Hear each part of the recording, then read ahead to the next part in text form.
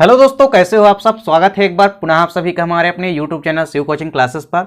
दोस्तों आज की इस वीडियो में हम डिस्कस करेंगे क्लास 12 बायोलॉजी एनसीईआरटी चैप्टर 12 में देखिए दोस्तों, आज का हमारा टॉपिक है चिकित्सा के क्षेत्र में जैव तकनीकी का यूज। ठीक है, देखिए हमने इसके पहले जो है एक नॉर्मल यूजेस देख लिया था कि जैव तकनीकी या बायोटेक्नोलॉजी के यूजेस कहाँ कहाँ पे होते हैं। ठीक है, अब यहाँ पे देखिए, यहाँ पे हम डिटेल से देखेंगे। तो सबसे पहले देखिए मेडिसिन या चिकित्सा के क्षेत्र में यहाँ पे हम, ठीक है, चिकित्सा के क्षेत्र में जो भी जैव तकनीकी या बायोटेक्नोलॉजी के यूजेस या उपयोग हैं उसको यहाँ पे हम डिस्कस करेंगे। ठीक है, तो आइए सीधे वीडियो को स्टार्ट करते हैं। देखिए सबसे पहले चिकित्सा के क्षेत्र की यदि बात करें तो चिकित्सा के क्षेत्र में जो जैव तकनीकी है इसके कई क्षेत्र अलग अलग बटे। ठीक है, देखिए सबसे पहले यहाँ पे हम देखेंगे रोगों की रोकथाम प्रतिरक्षा हेतु टीके का विकास। ठीक है, यानी जो जैव तकनीकी है इसके माध्यम से जो टीके या वैक्सीन का निर्माण किया गया, ठीक है, रोगों की रोकथाम या प्रतिरक्षा के लिए, तो उसको यहाँ पे हम देखेंगे। ठीक है, देखिए जैव तकनीकी एवं आनुवांशिक अभियांत्रिकी का जो है उपयोग यहाँ पे औषधि विज्ञान या चिकित्सा के क्षेत्र में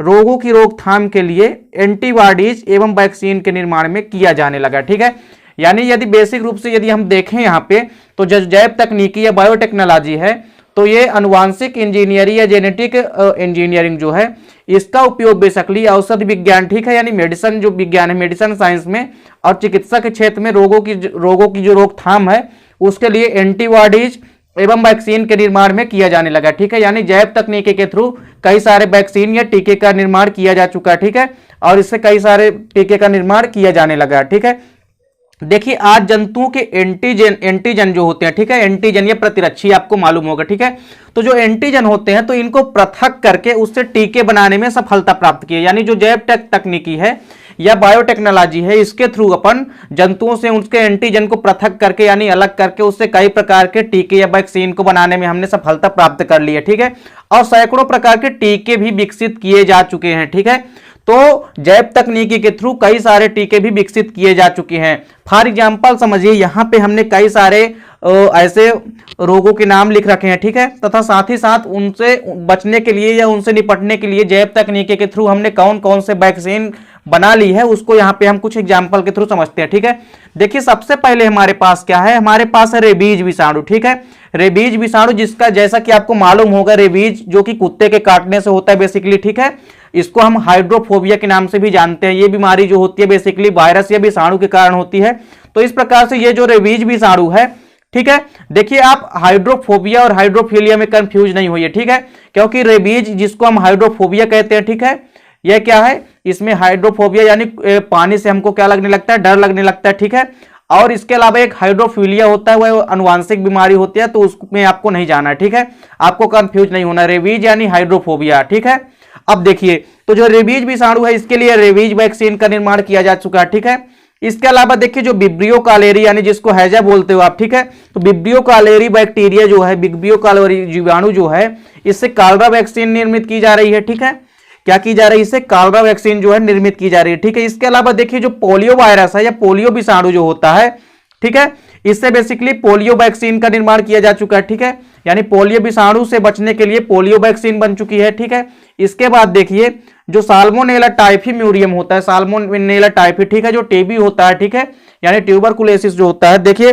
साल्मोनेला टाइफी नामक जीवाणु जो होता है, ये टाइफाइड जो है, टाइफाइड वैक्सीन जो है इससे विकसित की जा चुकी है। ठीक है, तो ये भी टाइफाइड वैक्सीन जो भी है ये भी बायोटेक्नोलॉजी की ही देन है। ठीक है, देखिए हेपेटाइटिस बी विषाणु, ठीक है, जो हेपेटाइटिस बी विषाणु होता है यह रोग भी इससे भी बचने के लिए जो हेपेटाइटिस बी की वैक्सीन है यह भी निर्मित की जा चुकी है। ठीक है, और यह भी किसके थ्रू, तो यह भी चिकित्सा के क्षेत्र में ही जैव तकनीकी की देन है। ठीक है, अब देखिए यहां पे चिकित्सा के क्षेत्र में ही जो बेसिकली क्या है, यहाँ पे स्टेम सेल तकनीक है। ठीक है, यानी स्टेम कोशिका तकनीक या टेक्निक। ठीक है, तो देखिए स्टेम सेल तकनीक क्या होती है, यह भी बायोटेक्नोलॉजी की ही देन है। ठीक है, इसके माध्यम से क्या होता है, देखिए सबसे पहले तो समझते हैं कि स्टेम सेल तकनीक होती क्या है।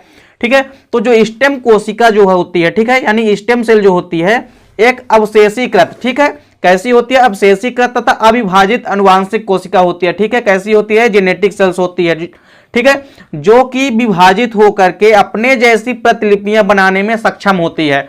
अर्थात हम ये कह सकते हैं कि जो स्टेम कोशिका होती है तो ये एक प्रकार की अविभाजित कोशिका है जो कई सारी कोशिकाओं का निर्माण करती है। ठीक है, तो ये क्या है, एक प्रकार की कोशिका है स्टेम सेल जो अपने ही प्रकार से कई सारी कोशिकाओं का या अपने से दूसरे प्रकार की कई सारी कोशिकाओं का निर्माण करती है। ठीक है, तो आपको यह समझ में आ गया होगा। अब देखिए यहां पे क्या है, तथा विभेदित होकर विशिष्ट प्रकार की कोशिकाएं। ठीक है, और देखिए ये कोशिकाएं लगातार विभाजित होकर के कुछ विशिष्ट प्रकार की कोशिकाएं। ठीक है, यानी जैसे यहां पे आप देख सकते हो जो लीबस की सेल होती है यानी यकृत कोशिकाएं, यकृत कोशिकाओं के अलावा देखिए जो रुधिर सेल्स होती है, ठीक है, यानी जो ब्लड सेल्स होती है अर्थात रुधिर कोशिकाएं, इसके अलावा देखिए विशिष्ट कार्य युक्त कोशिकाएं बनाने में सक्षम होती है। यानी जो स्टेम सेल कोशिका होती है ये विशिष्ट प्रकार के कुछ कार्य युक्त कोशिकाओं को बनाने में तथा यकृत कोशिकाएं इसके अलावा रुधिर कोशिकाएं बनाने में भी क्या होती है, सक्षम या सहायक होती है। ठीक है, इसके बाद देखिए इनका विशिष्ट प्रकार की कोशिकाओं में परिवर्तित होना क्या कहलाता है, विभेदीकरण कहलाता है। ठीक है, तो इस प्रकार से यदि ये कोशिकाएं विभाजित हो रही है तो इन कोशिकाओं के विभाजित होने से इनको परिवर्तित करना ही क्या कहलाता है, विभेदीकरण कहलाता है। ठीक है, यानी इनका विशिष्ट प्रकार की कोशिकाओं में परिवर्तित होना, जो स्टेम सेल कोशिका है इनका विशिष्ट प्रकार की कोशिकाओं में परिवर्तित होना ही क्या कहलाता है, विभेदीकरण कहलाता है। ठीक है, तथा ये कोशिकाएं जो होती है बेसिकली बहुकोशिकीय जीवों में पाई जाती है। ठीक है, तो आपको यह भी याद रखना क्योंकि ये किस में पाई जाती है, केवल मल्टी सेलुलर जितने भी ऑर्गेनिज्म है उसमें प्रेजेंट होती है। ठीक है, कौन सी, ये स्टेम सेल कोशिकाएं।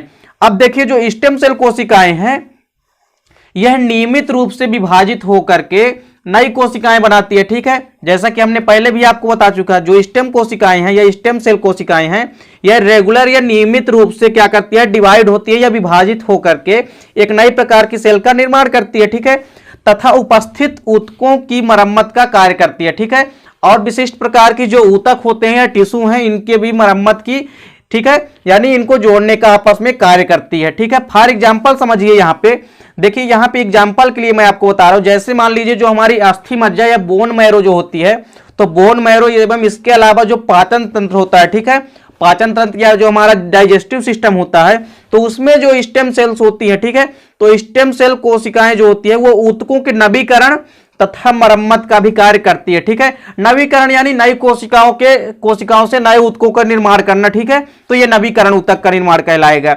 इसके बाद जो भी मरम्मत करेगी, ठीक है, जो भी क्षतिग्रस्त कोशिकाएं होगी उसकी भी क्या करती है, मरम्मत करती है। ठीक है, इसके अलावा देखिए अग्नाशय एवं हृदय में भी कोशिकाएं जो है विशिष्ट परिस्थितियों में विभाजित होती है। ठीक है, क्या कहा हमने कि ये जो स्टेम सेल कोशिकाएं हैं तो अग्नाशय यानी पैंक्रियाज एवं पैंक्रियाज के अलावा हार्ट में भी एक विशिष्ट परिस्थितियों में, ठीक है, यानी एक पर्टिकुलर कंडीशन में ही क्या होती है, विभाजित होती हैं। ठीक है, अब देखिए यहां पे जो हमारा स्टेम सेल शब्द है, ठीक है, यानी जो हमारा स्टेम कोशिका है तो इसका यूज सर्वप्रथम किसने किया। ठीक है, तो देखिए जो स्टेम सेल शब्द है इसका सर्वप्रथम यदि यूज करें हम तो सर्वप्रथम इसका प्रयोग किसने किया इस शब्द का, तो एक रशियन वैज्ञानिक थे। ठीक है, जिनका नाम था एलेक्जेंडर मैक्सिमोव। ठीक है, तो एलेक्जेंडर मैक्सिमोव ने सबसे पहले स्टेम सेल शब्द का प्रतिपादन किया। ठीक है, तो यह भी आपको समझ में आ गया होगा।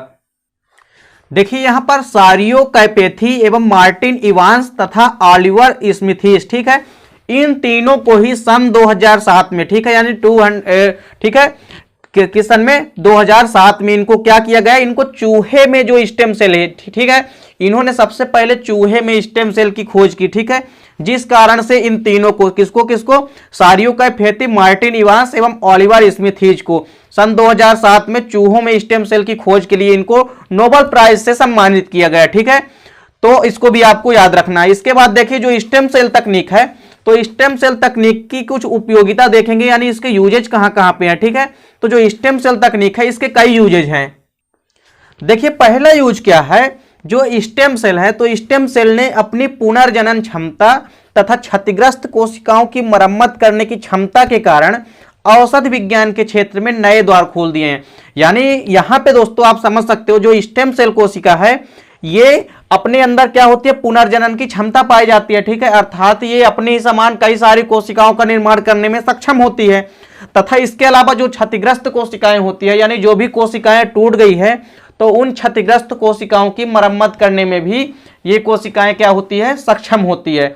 तो इस प्रकार से ये कोशिकाएं जो है तो सक्षम होती है किसमें, कई सारे यहाँ पे अपने ही समान कोशिकाओं के निर्माण करने में, ठीक है, तथा टूटी फूटी कोशिकाओं की मरम्मत करने में, जिस कारण से ये विज्ञान के क्षेत्र में यानी औषध विज्ञान के क्षेत्र में कई सारे नए द्वार खोल दिए, ठीक है। अर्थात यहाँ पे इससे कई सारे यहाँ पे हमको कार्य जो है वो सुलभ या आसान हो गए हैं, ठीक है। देखिए दूसरा यहाँ पे उपयोगिता क्या है इसकी, कि मधुमेह के उपचार में भी सहायक होता है, ठीक है। मधुमेह जिसको आप डायबिटीज या शुगर के नाम से भी जानते हो, ठीक है। तो जो मधुमेह रोग है, तो मधुमेह के उपचार में भी बेसिकली जो स्टेम सेल तकनीक है इसका यूज किया जाता है, ठीक है। इसके बाद देखिए जो नष्ट हुए ऊतक होते हैं, ठीक है, यानी जो ऐसे टिश्यूज जो क्या हुए हैं, नष्ट हो गए हैं, ठीक है। जैसे मान लीजिए बाल के यदि टिश्यू हैं, यानी हेयर के जो हमारे जितने भी टिश्यू हैं या दांत के टिश्यू हैं, ठीक है।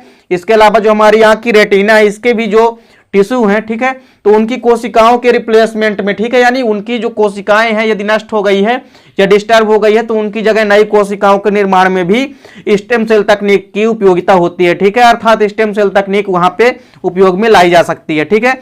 इसके बाद देखिए जो चौथा यहाँ पे उपयोगिता है वो क्या है, स्टेम सेल जो है बेसिकली, तो स्टेम सेल कोशिका जो है, स्टेम कोशिका उपचार के अंतर्गत इन कोशिकाओं को शरीर के अन्य भाग की कोशिकाओं में स्थानांतरित करने पर वे वहां पर नई कोशिकाओं एवं स्वस्थ ऊतक बनाने में सहायक होती हैं। मान लीजिए हमारे पास कोई स्टेम सेल है, तो इसके उपचार के अंतर्गत यदि हम कोशिका को शरीर के अन्य भाग में प्रवेश कराते हैं, ठीक है, या स्थानांतरित कराते हैं, तो वे वहां पर भी नई कोशिका को बनाने में अथवा स्वस्थ ऊतक या स्वस्थ कोशिकाओं को बनाने में भी क्या होती है, सक्षम या सहायक होती है। इसके बाद देखिए यहाँ पे एग्जाम्पल आप समझ सकते हो, यहाँ पे फॉर एग्जाम्पल देखिए आप, जैसे जो बोन मैरो या अस्थि मज्जा की कोशिका है, तो अस्थि मज्जा का प्रतिस्थापन, ठीक है, यानी अस्थि मज्जा की जो भी टूटी फूटी कोशिकाएं हैं तो उनकी जो हमने मरम्मत की, तो उसको हमने क्या कहा, उसकी कोशिकाओं को यदि मरम्मत की तो अस्थि मज्जा का प्रतिस्थापन हुआ, ठीक है। यानी अस्थि मज्जा की यदि एक कोशिकाओं की जगह दूसरी कोशिकाएं बनी तो अस्थि मज्जा का प्रतिस्थापन कहलाया, ठीक है। इसी प्रकार जो हमारी बोन मैरो के अलावा यहाँ पे देखिए जो दूसरा क्या है हमारा स्किन या जो त्वचा का प्रतिस्थापन है, तो त्वचा में भी कई सारी कोशिकाएं जो है नष्ट होती है और उनकी जगह में स्टेम सेल जो है नई कोशिकाओं का निर्माण करती है, ठीक है। अर्थात यहाँ पे प्रतिस्थापित कर देती है, ठीक है। जो नई सेल बनती है वो पुरानी सेलों को या नष्ट होती सेलों को उनकी जगह में अच्छे सेलों का निर्माण करती है, ठीक है। तो इस प्रकार से दोस्तों उम्मीद करता हूं कि आपको यहां पे चिकित्सा के क्षेत्र में जो हमने आपको दो यूजेस बताए हैं, ठीक है। पहला हमारा क्या था, स्टेम सेल तकनीक जो हमारा है, ठीक है। और इसके अलावा हमने आपको क्या दिखाया, जो वैक्सीन के निर्माण में यहाँ पे हमारा जो चिकित्सा के क्षेत्र में सहायक थी स्टेम सेल तकनीक, ठीक है, उसको भी आपको ध्यान में रखना है, ठीक है। तो रोगों की रोग प्रतिरक्षा हेतु जो टीके का विकास था ये पहला हमारा था। इसके बाद जो दूसरा हमारा है वो स्टेम सेल तकनीक है, ठीक है। तो स्टेम सेल तकनीक देखिए पेपर में पूछा भी जाता है कि स्टेम सेल तकनीक को समझाइए, तथा साथ ही साथ स्टेम सेल तकनीक की उपयोगिता भी पेपर में अक्सर पूछी जाती है। तो उम्मीद करता हूं दोस्तों की वीडियो आपको अच्छी लगी होगी। दोस्तों यदि वीडियो अच्छी लगे तो लाइक और कमेंट कीजिए, साथ ही साथ दोस्तों के बीच शेयर कीजिए। मिलते हैं दोस्तों नेक्स्ट वीडियो में, तब तक के लिए जय हिंद, वंदे मातरम।